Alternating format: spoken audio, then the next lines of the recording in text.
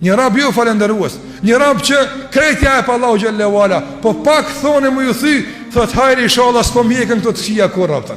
Subhanallah, ku është falënderimi për begatit, e për mirësit, e për të mirët e shumta që Allahu na i ka dhënë, pak diçka, një tmet e she te shoku i tij, thot sumet sa diaran afër. E për 100 mira që ja ka bëu ju ka gjet, harrum këto shkun. Ku është falënderimi o vllaznia? Ku është mirënjohja? Andaj ka thënë pejgamberi sallallahu alaihi wasallam, "Men lam yashkurin nas, lam yashkurillah." Kush nuk e falënderon Allah njerëzit, nuk është mirënjohës ndaj njerëzve, nuk është mirënjohës ndaj prindve, nuk është mirënjohës ndaj mësuesve, nuk është mirënjohës ndaj vjetërve, nuk mundet Allah me falënderu. Wa man lam yashkur fil qalil, lam yashkur fil kathir.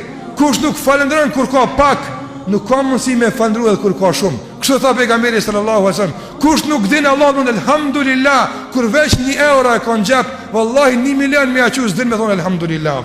Nga se robi nuk e mat falëndrimin e Allahut me sa i ka qenë në xhep, po veç pse Zot e ka, mjafton me falëndru Allahun te bareke ve taala.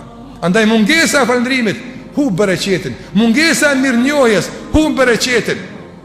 Në familje, kush kujt s'ja din, as nuk ja din gruaja burrit, e as burri gruas, e as fëmia babës, e as ati, ka marr bereqeti. Ndër ata kanë ball, po fakti që s'ka mirënjohje, s'ka falënderim mes veti, s'ka pranim begative, wallahi Allahu largon bereqetin. Vin mirat, po s'knaqen me to. Nga se Allahu xhallahu ala thot: "Wa in tashkuru yardahu lakum." Në qoftë se falenderoni, e atëherë ai bëhet i kënaqur me juve. E kur bëhet i kënaqur me juve, ju jep bereqet në begat. Është nga shkaqet që i kanë përmendur dietarët, duke nxjerrë nga Kurani për bereqetin, cili është vllaznia. Nga këtu është fitimi halal, me fitu njëri halal me djers, me fitu në rrugë të halalit. A jemi duke fitu krejt ato që ka e qëmë të shtëpia halal? A jemi duke u solidarizuar ndërmjet vete për të fitu halal? Gratë e sahabeve çfarë bënin në vllazni?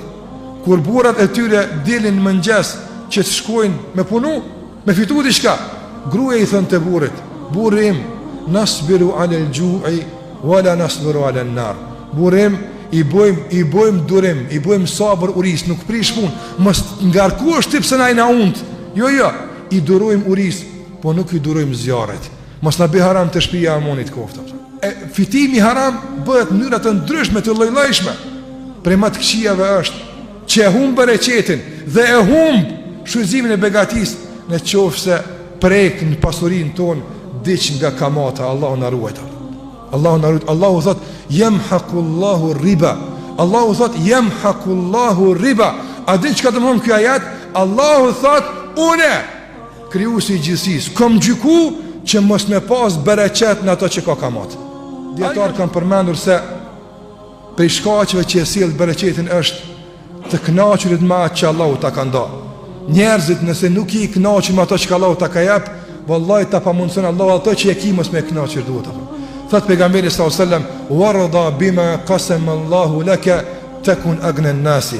Kënaqur me atë që Allahu ta ka caktuar, bëhesh njëri më i pasur. Në Allahu xhallahu ala, sikur që lutim Allahun, o Allah na furnizo, o Allah na shëro, o Allah na jep fëmijë, gjithmonë mas çdo kërkesë për ndonjë begati, shoqëroje: o Allah, më furnizo dhe më jep bereqet. O Allah, më jep shëndet dhe më jep bereqet në shëndet. O Allah, më jep evlad dhe më jep bereqet në evlad. Lutë Allahun xhallahu ala, nga se vallahi nuk ka diç më e mirë dhe më e shpejtë që e sjell bereqetin se sa lutja dhe duaja e Allahut xhallahu